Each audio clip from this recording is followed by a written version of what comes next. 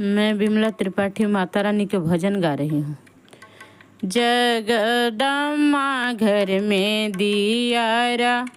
बारी आईनी हो, जगतारन घर में दियारा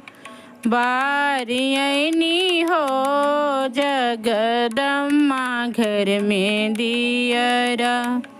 सोने सुराही गंगा जल पानी, मैया के चरण पखारी आईनी हो, जग तारन घर में दियारा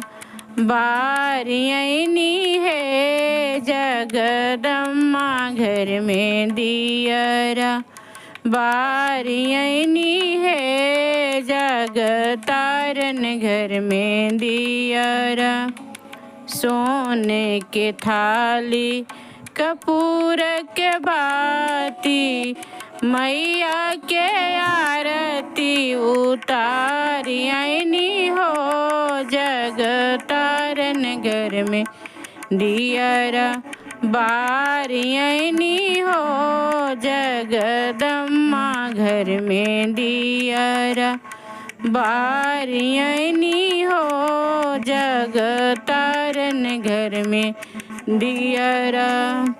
बारी आईनी हो, जगदम्मा घर में दियारा पांच ही रंग के माता के फलवा के भोग लगायनी है, आए फलवा के भोग लगायनी है, जगतारन घर में दियारा बारी आईनी है, महारानी घर में दियारा बारी आईनी है, जगदम्मा घर में दियारा बारी आईनी है, जगतारन घर में दियारा।